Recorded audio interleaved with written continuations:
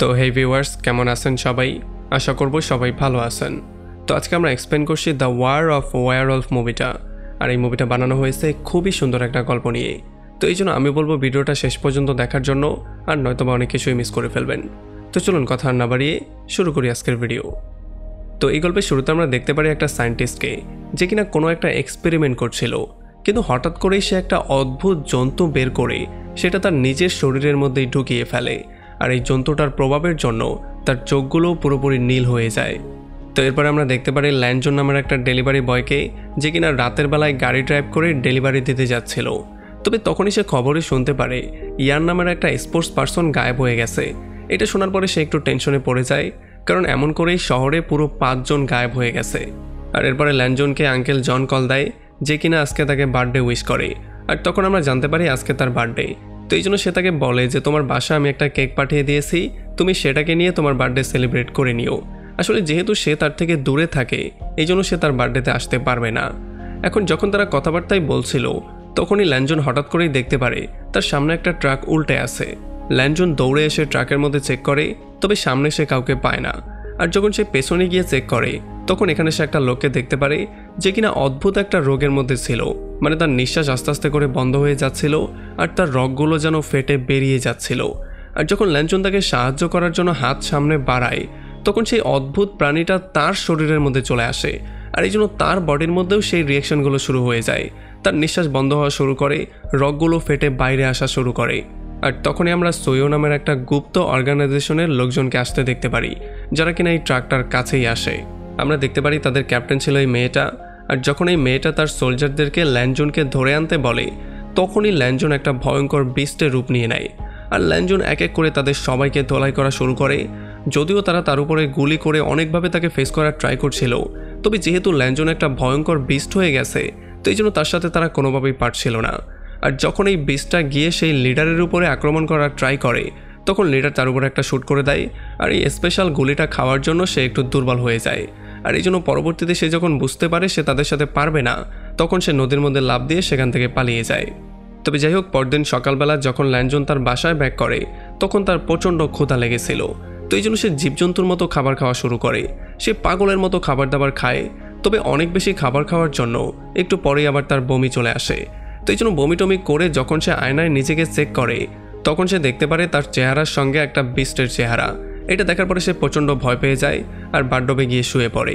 আর একটু পরে যখন সে ফ্রেশ হয়ে বাইরে বেরিয়ে আসে, তখন সেই ব্যাপারটা নোটিস করে যে তার কানের শক্তি অনেকটা বেড়ে গেছে। মানে তার শোনার যেই পাওয়ার সেটা অনেকটা ইমপ্রুভ হয়েছে, কারণ সে অনেক দূর থেকে আসা শব্দগুলোও শুনতে পাচ্ছিল। তারপরে যখন সে আবারও ডিউটিতে আসে, তখন তার বস তার উপরে প্রচণ্ড রাগ করেছিল, কারণ কালকে রাতের বেলায় ল্যান্ডজন ট্রাকটা রাস্তার মধ্যে ফেলেই চলে গিয়েছিল। তো এই জন্য সে তাকে উল্টাপাল্টা অনেক কিছুই বলে। আর যখন ল্যান্ডজন চলে যাওয়ার ট্রাই করে, তখন একটা বোতল সে তার উপরে মারে। আর ল্যান্ডজন তখনই বুঝতে পারে তার দিকে একটা বোতল আসছে। তো এই জন্য সে ঘুরে যখন বোতলে একটা পাঞ্চ করে, তখন বোতলটা গিয়ে একটা দেয়ালের মধ্যে লাগে। আর এই জন্য দেয়ালের মধ্যে পুরো ফাটলের সৃষ্টি হয়ে যায়। এই ব্যাপারটা দেখার পরে সবাই পুরোপুরি শকড হয়ে যায়। তবে ল্যান্ডজন কাউকে কিছু না করে সেখান থেকে চুপচাপ বেরিয়ে চলে আসে। আর এরপরে সন্ধ্যাবেলায় যখন সে রাস্তা দিয়ে হাঁটছিল, তখন সে একটা বাচ্চাকে দেখতে পারে, যে কিনা একটা ট্রাকের নিচে পড়তেই যাচ্ছিল। তবে তখন সে তার স্পিডের সাহায্যে সেই বাচ্চাকে সেভ করে ফেলে। আর এই বাচ্চাটার দিকে তাকানোর পরে তার ছোটবেলার কথা মনে পড়ে যায়। আসলে ছোটবেলায় তাকে সবাই সবসময় বিরক্ত করত, তবে তার একটা বন্ধু ছিল চাও, যে কিনা তাকে সবসময় সাহায্য করত। আর এই জন্য সে ফাইনালি সিদ্ধান্ত নেয় সে চাওয়ের সাথে গিয়ে মিট করবে, যে কিনা এখন একজন বক্সার হয়ে গেছে। তো এরপরে যখন ল্যান্ডজন চাওয়ের সাথে মিট করতে আসে, তখন চাও একটা ম্যাচ খেলছিল। চাও এতটা ভালো ফাইটার ছিল যে সে তার অপোনেন্টকে খুব সহজেই হারিয়ে দেয়। তবে যখন ম্যাচটা শেষ হয়ে যায়, তখন তার অপোনেন্ট ইচ্ছা করে তাকে পেছন থেকে একটা লাথি দিয়ে নিচে ফেলে দেয়। আর এই ব্যাপারটা দেখার পরে ল্যান্ডজো তার পাওয়ারের ইউজ করে দৌড়ে গিয়ে তাকে সেভ করে। তবে এই ব্যাপারটা দেখার পরে এখানের মালিকের ছেলে ন্যানজোকে ফাইট করার জন্য উস্কানো শুরু করে। যদিও ল্যান্ডজন পাগলের মতো রাজিও হয়ে যায়, তার মনে হয়েছিল সে পাওয়ার দিয়ে কিছু একটা করতে পারবে। তবে যেহেতু সে বক্সিং পারত না, তো এই জন্য একটা পাঞ্চেই সে বেহুশ হয়ে যায়। আর তখন এদিকে আমরা দেখতে পারি সেই সিক্রেট এজেন্সির বস চাও আর তার সমস্ত মেম্বাররা মিলে ল্যান্ডজোর উপরে নজরদারি করছিল। আর তখন আমরা জানতে পারি গল্পের শুরুতে আমরা যে সায়েন্টিস্টকে দেখতে পেয়েছিলাম, সে আসলে ছিল ল্যান্ডজোর বাবা। আর এই জন্য যাও তার ক্যাপ্টেনকে সরাসরি অর্ডার দিয়ে বলে দেয় যে যত দ্রুত সম্ভব ল্যান্ডজোকে ধরে নিয়ে আসো, কারণ এই পাওয়ার নিয়ে যদি সে বাইরে ঘোরাঘুরি করে তাহলে তার বিশাল বড় একটা ক্ষতি হতে পারে। আর এদিকে যখন ল্যাঞ্জো জ্ঞান ফিরে পায় তখন সে দেখতে পারে সে চাওয়ের ঘরের মধ্যে আছে। আর এখানে কথাবার্তা বলার মধ্যে চাও তাকে বলে যে কয়েকদিন আগে আমার ভাই হঠাৎই গায়েব হয়ে গেছে। আর যখন এই পিকচারটা ল্যাঞ্জো দেখে তখন তার মনে পড়ে এই ছেলেটা তো হচ্ছে সেই ছেলেটা যাকে সে সেই দিন ট্রাকের মধ্যে দেখতে পেয়েছিল। তবে তখনই ল্যাঞ্জো তাকে বলে যে হয়তোবা তোমার ভাইকে সানহু গ্যাং বন্দি করেছে। তবে তখনই ল্যাঞ্জো বুঝতে পারে সানহু গ্যাং তার ঘরের বাইরেই দাঁড়িয়ে আছে। আর এই জন্য তারা দ্রুত পেছনের রাস্তা দিয়ে পালিয়ে চলে আসে। আর তারা গুন্ডাদের গাড়ির মধ্যে ট্র্যাকিং ডিভাইসও লাগিয়ে দেয়। আর যখন তারা চলে যায় তখন তারা দুজন মিলে ডিসকাশন শুরু করে।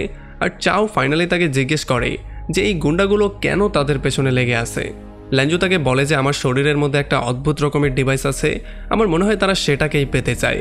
আর এই সমস্ত ব্যাপারগুলোর মধ্যে হয়তোবা আমার বাবার কোনো একটা হাত আছে। আর এই জন্য ল্যাঞ্জো চিন্তা করে সে গিয়ে আঙ্কেল জনের সাথে মিট করবে, কারণ সেই হচ্ছে তার বাবার খুবই ক্লোজ একটা লোক। তো এর একটু পরে যখন ল্যাঞ্জো আঙ্কেলের সাথে মিট করতে আসে তখন সে দেখতে পারে সবাই দৌড়ে নিচের দিকে পালাচ্ছে, কারণ বিল্ডিংয়ের মধ্যে আগুন লেগেছিল। এই জন্য ল্যাঞ্জো দৌড়ে চলে যায় তার আঙ্কেলকে সেভ করার জন্য। আর যখন সে তার আঙ্কেলের রুমের মধ্যে যায় তখন সে দেখতে পারে সে বেহুশ হয়ে সেখানে পড়ে আছে। সে কোনো রকমে তার আঙ্কেলের কাছে যায় আর তাকে নিয়ে কোনো রকমে বাইরে চলে আসে। আর যখন আঙ্কেল জ্ঞান ফিরে পায় তখন সে তার কাছে সানহু গ্যাং সম্পর্কে জিজ্ঞেস করে। তবে আঙ্কেলও তাকে মিথ্যা কথা বলে দেয় যে এই ব্যাপারে আমি কিছু জানি না। তবে যাই হোক, এরপরে যখন আবারও ল্যাঞ্জো বাসায় ব্যাক করছিল তখন সে বুঝতে পারে কেউ তাকে ফলো করছে। তো এই জন্য সে তার মাথার মধ্যে একটা লাকড়ি দিয়ে বাড়ি দিয়ে তাকে বেহুশ করে ঘরের মধ্যে নিয়ে আসে। আসলে এই লোকটার নাম হচ্ছে ওলেগ। আর ওলেগ তাদের দুজনকে বলে যে আমি সানহু গ্যাংয়ের সম্পর্কে সমস্ত তথ্য কালেক্ট করছি, আর আমি হচ্ছে একজন হ্যাকার। আমি চাই তাদের সমস্ত তথ্যগুলো দিয়ে তাদের এই সমস্ত প্রোগ্রামটাকে স্টপ করতে। এই জন্য আমি তোমার সাহায্য নেওয়ার জন্য এসেছিলাম। আর তখন আমরা জানতে পারি এই সানহু গ্যাং আসলে মদের ব্যবসা করে, আর তাছাড়া তারা বিভিন্ন অস্ত্রও বাইরে ইম্পোর্ট করে। আর তখন ওলেগ তাদেরকে বলে যে তোমার বাবা আর এই সানহু গ্যাং মিলে একটা অদ্ভুত রকমের ডিভাইস বানিয়েছিল, যে ডিভাইসটা মানুষের জেনেটিক পরিবর্তনও করতে পারে। আর এরপরে ওলেগ তাদেরকে বলে যে এখন পর্যন্ত যেই সমস্ত লোকগুলো মিসিং হয়েছে তাদের সবাইকেই প্রথমে একটা গেম খেলার জন্য অফার করা হয়েছিল। আর এইটা শোনার পরে চাও বলে যে হ্যাঁ, আমার ভাইকেও তো গেমটা খেলার জন্য অফার করা হয়েছিল। তো এরপরে পরদিন সকালবেলা যখন মন খারাপ করে চাও বিচে দাঁড়িয়েছিল তখন তার সাথে মিট করতে সানহু চলে আসে। আর তখন চাও খুবই আপসেট হয়ে তাকে বলে যে আমার ভাই অনেক কষ্ট করেছিল আমার বক্সিংয়ের ফিস জমা করার জন্য। আর তখনই সানহু গ্যাং তাকে টাকার লোভ দেখিয়েছিল, এই জন্য সে দৌড়ে সেখানে চলে গিয়েছিল। আর তখন ল্যাঞ্জন তাকে সান্ত্বনা দিয়ে বলে কিছুই হবে না। আর সে তার কাছে প্রমিসও করে যে সে তার ভাইকে যে কোনো মূল্যে সেভ করে নিয়ে আসবে। আর এরপরে রাতের বেলায় যখন তারা বাসায় ব্যাক করছিল তখন জাও আর তার গ্যাং তার সামনে চলে আসে। আর এটা দেখার পরে তারা প্রচণ্ড ভয় পেয়ে যায়। তবে জাও তাদেরকে হুমকি দিয়ে বলে যে যদি তুমি নিজেকে স্যারেন্ডার না করে দাও তাহলে আমরা চাওকে খুন করব। এখন যেহেতু ল্যাঞ্জোর কাছে চাওয়ের জীবনটা খুবই গুরুত্বপূর্ণ, এই জন্য সে আর তাদের সাথে ফাইট করে না, সে নিজেকে স্যারেন্ডার করে দেয়। কিন্তু চাও কোনো রকমে হার মানবে না, এই জন্য সে দৌড়ে সেই গাড়িটাকে ফলো করা শুরু করে। আর খুব শীঘ্রই সে গাড়ির কাছে চলেও আসে। আর এরপর সে তার বক্সিং টেকনিকের ইউজ করে এক এক করে সবাইকে ধোলাই করে ফাইনালি তার বন্দুকে নিয়ে সেখান থেকে পালিয়েও যায়। আর এরপর তারা দৌড়ে চলে আসে আঙ্কেল জংয়ের কাছে আর তাকে ফোর্স করে বলে যে সমস্ত সত্যিটা আমাদেরকে বলো। আর এরপরে ফাইনালি আঙ্কেল জং তাকে সমস্ত সত্যিটা বলে। সে বলে যে আজ থেকে কয়েক বছর আগে আমি আর তোমার বাবা একই টিমের হয়ে কাজ করতাম, আমরা দুজনেই সেই গ্যাংয়ের জন্য কাজ করতাম। আমরা অদ্ভুত একটা প্রাণী থেকে তার জিন বের করেছিলাম, যেটা কিনা মানুষের শরীরের মধ্যেও দেয়া যেত, যেটা মানুষের শরীরের হরমোন থেকে শুরু করে জেনেটিক পরিবর্তনও করতে পারত, যেটার নাম আমরা দিয়েছিলাম প্যালেসাই। আসলে প্যালেসাই ছিল এমন একটা জিনের মিশ্রণ যেটা যদি কারো বডির মধ্যে দেয়া হতো তাহলে তার সমস্ত রোগগুলো ঠিক হয়ে যেত। তবে যখন ল্যাঞ্জোর মায়ের মৃত্যু হয়ে গিয়েছিল তখন তার বাবা এতটাই ভেঙে পড়েছিল যে সেই কাজগুলো করা বন্ধই করে দিয়েছিল। তবে এই ব্যাপারটা সানহু গ্যাং কোনোভাবেই মানতে পারছিল না, এই জন্য তারা তার বাবাকে ধরে এনে ল্যাবের মধ্যেই বন্দি করে দিয়েছিল। তবে একটা রাতের বেলায় ল্যাবের মধ্যে আগুন ধরে যায় আর তার বাবা সেখান থেকে আর পালাতে পারে না, কারণ তাকে বন্দি করা হয়েছিল। এই জন্য তার বাবা সেখানে পুরেই মারা যায়। আর এই ব্যাপারটা শোনার পরে ল্যাঞ্জোর প্রচণ্ড মাথা গরম হয়ে যায় আর সে তার বাবার মৃত্যুর বদলা যেই কোনো মূল্যে নেওয়ার সিদ্ধান্ত নেয়। যদিও আঙ্কেল জং তাকে আটকানোর অনেক ট্রাই করে, কারণ সানহু গ্যাং খুবই ভয়ঙ্কর একটা গ্যাং, তবে সে কিছুই শুনছিল না। আর তখন এখানে সানহু গ্যাংও চলে আসে আর তারা আসার সঙ্গে সঙ্গেই আঙ্কেল জংকে গুলি করে শেষ করে দেয়। আর এইটা দেখার পরে ল্যাঞ্জনের রক্ত আরও বেশি গরম হয়ে যায় আর সে হঠাৎই একটা ব্রিস্ট হয়ে যায়। আর এই ব্রিস্ট হয়ে যখন সে এক এক করে সবাইকে মারা শুরু করে তখন হঠাৎই ক্যাপ্টেন তার উপরে একটা অদ্ভুত রকমের গুলি করে, আর এই স্পেশাল গুলির জন্য সে আবারও মানুষের রূপে চলে আসে।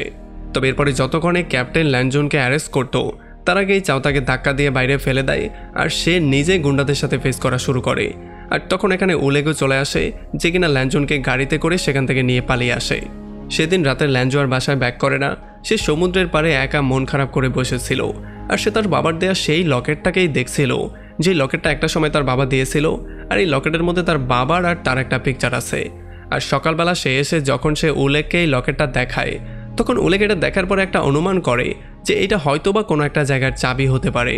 আর যখন সে ভালো করে লকেটটাকে চেক করে, তখন সে বুঝতে পারে লকেটের উপরে যে ডিজাইনটা আছে সেটা হচ্ছে কোনো একটা জায়গার ডিজাইন। এখন এই ডিজাইনের সাহায্যে খুঁজতে খুঁজতে তারা একটা ঘরের মধ্যে চলে আসে, যেই ঘরটা পুরোপুরি ফাঁকা ছিল। আর এরপরে যখন তারা বেসমেন্টে চলে আসে, তখন তারা দেখতে পারে এখানে একটা আলমারি পড়ে আছে, যেই আলমারির উপরে বিস্টের নখের অনেকগুলো চিহ্ন আছে। তবে সেগুলোকে ইগনোর করে যখন সে আলমারিটাকে খুলে, তখন সেটার মধ্যে একটা ব্রিফকেস পেয়ে যায়। আর যখন সে তার লকেটটাকে চাবির মতো ইউজ করে এই ব্রিফকেসটাকে খোলার ট্রাই করে, তখন এই ব্রিফকেসটা খুলেও যায়।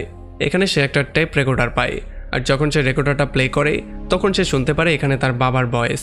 আসলে তার বাবা বলছিল যে তোমার মায়ের অসুখ ঠিক করার জন্য আমি খুবই স্পেশাল একটা ড্রাগ বানাচ্ছি, যেটা খেলেই তোমার মায়ের অসুখ ঠিক হয়ে যাবে। তবে যতক্ষণে আমি সেটা বানাচ্ছিলাম, তখনই তোমার মা অসুখের জন্য মারা গিয়েছে। এই জন্য আমি প্রচণ্ড ভেঙে পড়েছিলাম। তবে সানু গ্যাং এটাকে শুনছিলই না, তারা জোর করিয়ে আমাকে দিয়ে এই কাজটা করাচ্ছিল। তারা আমার থেকে সেই ড্রাগটাকে ছিনিয়েও নিয়েছিল, যেটাকে তারা অসৎ উপায়ে ইউজ করছিল। এই জন্য অনেকগুলো মানুষের মৃত্যু পর্যন্ত হয়ে গিয়েছিল।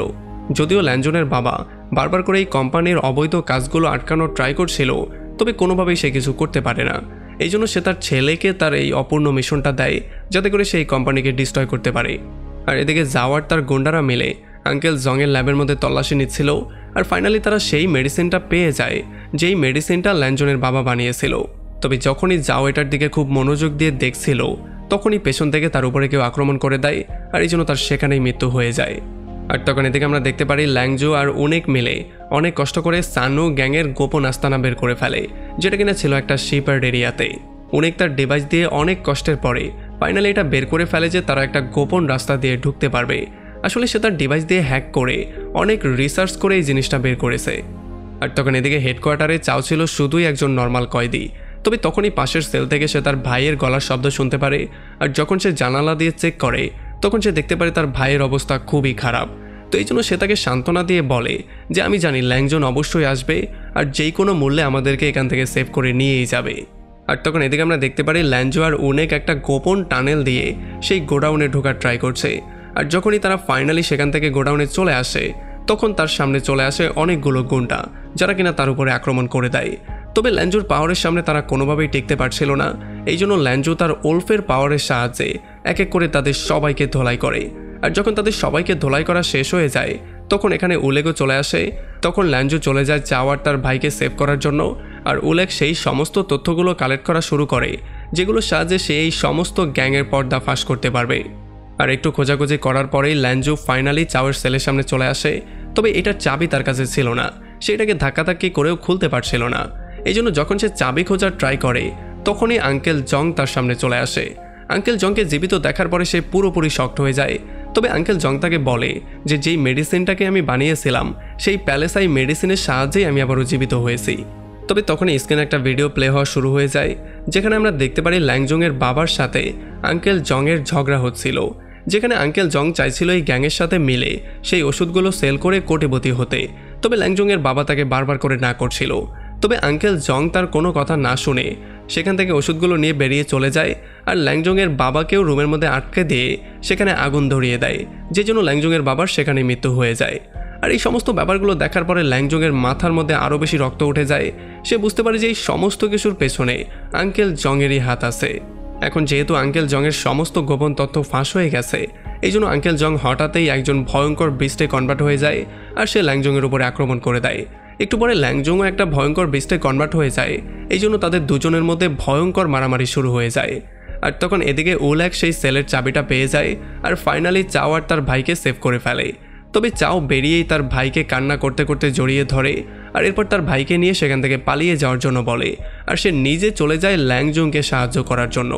আর এদিকে যেহেতু আঙ্কেল চাও ভয়ঙ্কর বিস্ট হয়ে গেছে, এই জন্য ল্যাংজং কোনোভাবেই তার সাথে পারছিল না। আঙ্কেল বারবার করে তাকে মেরেই যাচ্ছিল। তবে তখনই চাও পেছন থেকে একটা রশি নিয়ে লাফ দিয়ে তার গলার মধ্যে পড়ে আর সেটাকে তার গলার মধ্যে ভালো করে পেঁচিয়ে দেয়। আর এই সুযোগটা পেয়ে ল্যানজনও গিয়ে সেই রশিটাকে টেনে ধরে, যেই জন্য আঙ্কেলের গলায় একটা ফাঁসি লেগে যায়। আর খুব শীঘ্রই চাও একটা কারেন্টের সাহায্যে তাকে একটা ভয়ঙ্কর শক দিয়ে সেখানে মেরে ফেলে। আর একেবারে লাস্টে আমরা দেখতে পারি ল্যাংজং একটা বই পড়ছে, যেইটার নাম ছিল দ্য ওয়ার অফ ওয়্যারউলফ। আর তখনই টিভিতে একটা নিউজ চলে আসে যে যেই সমস্ত লোকগুলো মিসিং হয়েছিল তাদের সবাইকে খুঁজে পাওয়া গেছে। আর সানু গ্যাং যে অনিয়ম করে বিভিন্ন কাজ করছিল, সেই সমস্ত অনিয়মের পর্দা ফাঁস হয়ে গেছে আর তাদের সবাইকে অ্যারেস্ট করা হয়েছে। আর এমন একটা পয়েন্টে এই পুরো মুভিটা এখানে শেষ হয়ে যায়। তো আমাকে কমেন্ট করে জানান কেমন লাগলো ভিডিও। যদি ভালো লাগে তাহলে অবশ্যই একটা লাইক করবেন, আর যদি এখনও আমাদের চ্যানেলটা সাবস্ক্রাইব করে না থাকেন তাহলে প্লিজ করে ফেলুন। তো আমাদের দেখা হবে অন্য কোনো ভিডিওতে অন্য কোনো একদিন। Till then, take care.